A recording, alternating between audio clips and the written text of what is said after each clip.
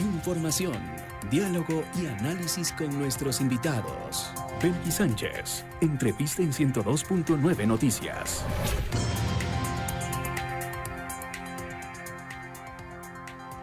Avanzamos, amigos, son las 7 de la mañana con 44 minutos y sí, continuamos hablando de lo que ocurre en la provincia de Esmeraldas a propósito del derrame de petróleo que se registró días atrás. Vamos a dialogar esta mañana con Tarcisio Granizo. Él es exministro de Ambiente, director de la Wildlife World Foundation, WWF Ecuador. Le doy la más cordial bienvenida. Muy buenos días. Le saluda Belkis Sánchez.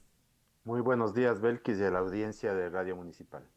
Tarcisio, de lo último que hemos podido escuchar a propósito de lo ocurrido y sobre lo cual también vamos a analizar un poco más a profundidad, es que ha surgido nuevamente este discurso de que hubo sabotaje en este derrame de petróleo registrado en Esmeraldas. Sin embargo, esto dicho por la ministra de Ambiente, por la ministra Inés Manzano. Sin embargo, ayer en declaraciones por parte de autoridades, el gerente de Petroecuador explicaba justamente las razones que produjeron esta rotura en un tramo del Sote. ¿Cómo se lee lo acontecido? Uno se ha dicho de los peores desastres ambientales que se han registrado en el Ecuador, aunque no es el único a propósito de derrames de crudo.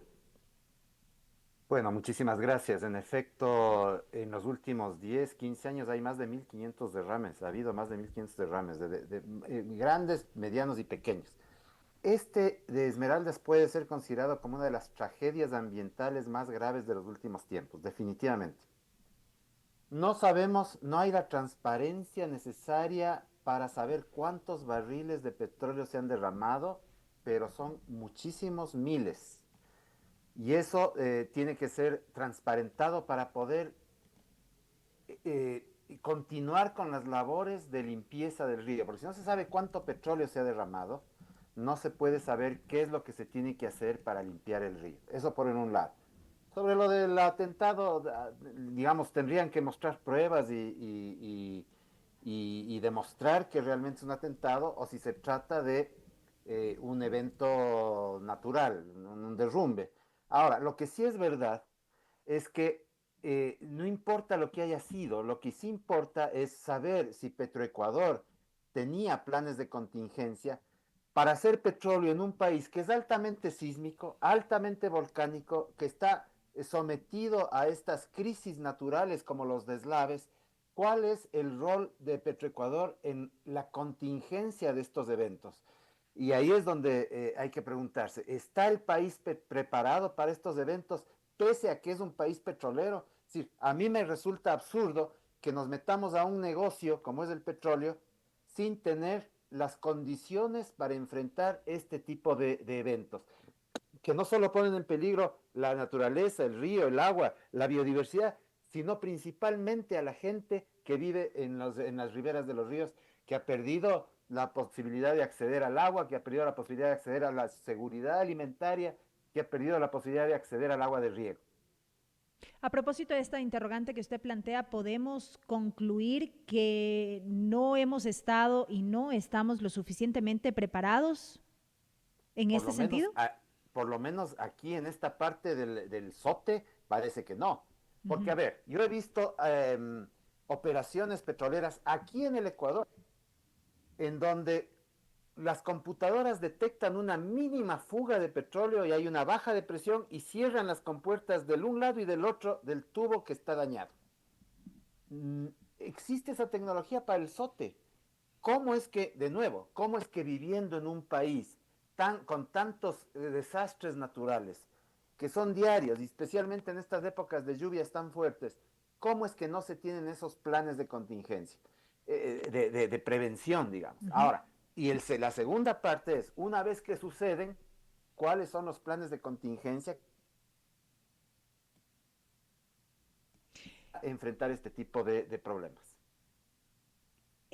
Con este contexto, digamos así, o con estos elementos puestos sobre la mesa, ¿qué se puede esperar de aquí en más respecto de todas las tareas de remediación, de reparación que se requieren? Se ha hablado inclusive de que todo este proceso tomará años. y años que no son pocos.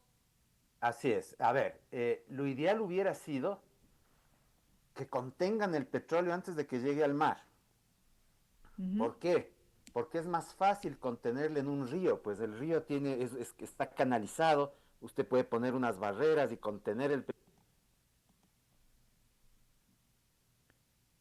Estamos en diálogo con Tarcisio Granizo, exministro de Ambiente, director de la Wildlife World Foundation, Ecuador. Son las 7 de la mañana con Esperar 49 a un río con minutos. el mar, ¿no? Y ahí es donde están los manglares, que son uno de los ecosistemas más productivos. Tarcisio, estamos ¿Me teniendo alguna escucha? complicación con el audio. Ahí lo escuchamos. A ratos como que se me va. No sé Hola, si me confirman. Ahí lo estoy escuchando. hola. Ahí lo estoy escuchando. ¿Me escucha? Ahora le escucho. Perfecto. ¿Usted me Continúe, por escucha? favor. Sí, continúe. Perdón, decía que si llega el petróleo al estuario del río Esmeralda, se van a ver afectados los manglares, que son uno de los ecosistemas más productivos, porque recordemos que más del 70% de la pesca comercial tiene su origen en los manglares, y los peces van a desovar, a poner sus huevos y sus larvas en los manglares. El manglar es como una guardería de peces de interés comercial. Si llega ahí va a haber no sé si ha llegado ya, pero va a haber una tragedia ambiental mucho más fuerte. Y si va al mar, es mucho más difícil controlar un derrame petrolero en el mar, porque en el mar hay corrientes, hay vientos, hay olas, etcétera. Entonces, en un derrame en un río, lo primero, lo urgente es controlar que este derrame no llegue al mar. Y ahí es donde tiene que haber toda la contingencia y toda la tecnología puesta al servicio precisamente de esto. Mi pregunta de nuevo es, ¿cómo hacemos actividad petrolera si no estamos preparados para este tipo de contingencias? Una irresponsabilidad desde mi punto de vista. Correcto. Sin embargo, de aquí en adelante tenemos que mirar precisamente para poder remediar en cierta forma esto que ha ocurrido. 8 días han pasado, 8 días han pasado desde el derrame de crudo. Si no estábamos en las condiciones suficientes como para hacer frente a una emergencia como esta, ¿qué le quedaba o qué le queda todavía al gobierno nacional para poder atender a la población y para poder ejecutar las acciones que deba ejecutar para, insisto, hacer frente a lo ocurrido? Echar mano de la cooperación por parte de organismos, qué sé yo. Bueno, primero, algo que usted mencionó hace un momento, que para recuperarse un ecosistema ribereño como el río Esmeralda se necesitan unos 3 años, pero para recuperar un estuario son más de 10 años, Uh -huh. hasta que vuelva a sus condiciones originales. Eso por un lado. Por el otro lado, ya sabemos que se afecta toda la economía local, y por el otro lado estamos a puertas de un feriado y las playas van a estar contaminadas. Es decir, una de las cosas que tiene que garantizar el Estado es un monitoreo permanente del río, del estuario y de las playas aledañas, para saber si están o no contaminadas. Eso es lo que debe hacer un Estado responsable con sus ciudadanos y ciudadanas.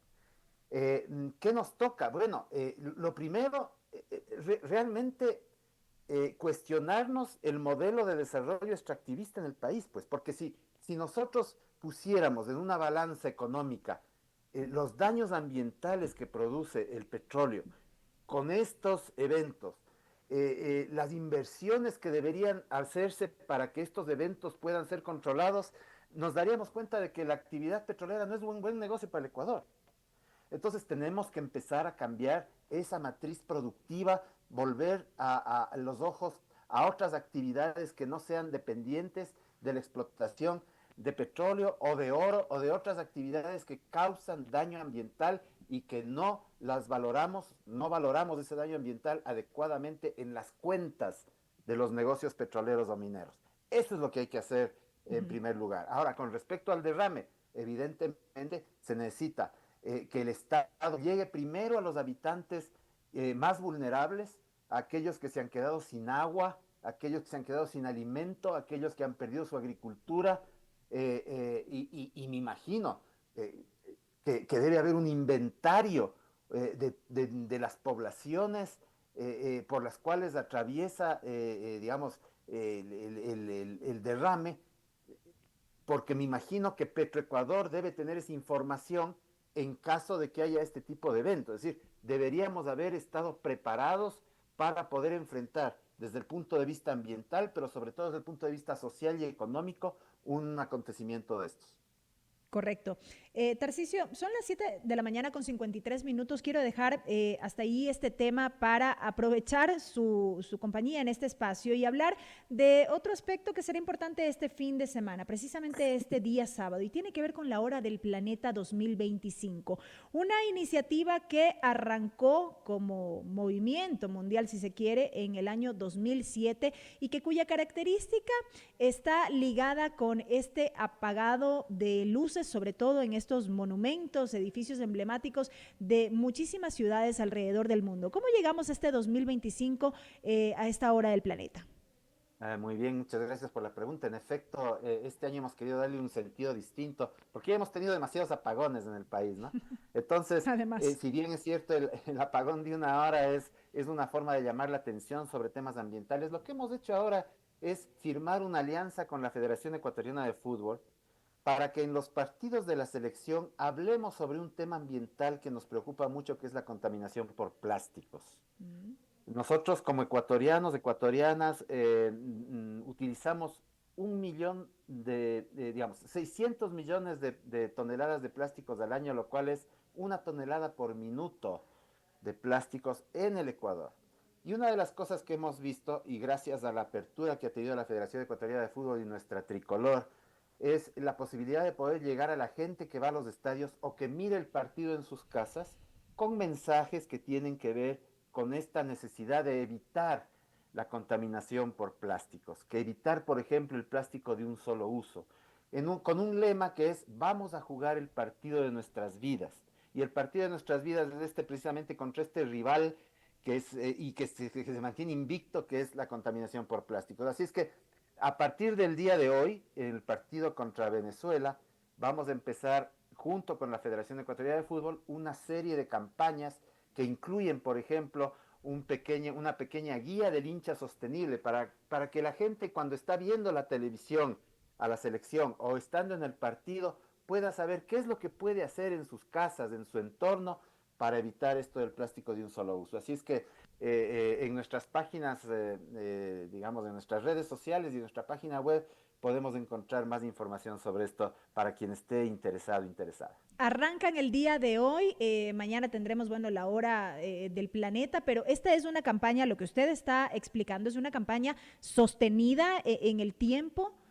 ¿Cómo se Es van a una ir campaña manejando en ese sostenida sentido? en el tiempo que incluso queremos que vaya más allá de las eliminatorias de la selección. Queremos que sea una alianza con la Federación Ecuatoriana de Fútbol de aquí en el mediano y largo plazo, precisamente porque creemos que el fútbol es un excelente canal para llegar a más gente con mensajes ambientales.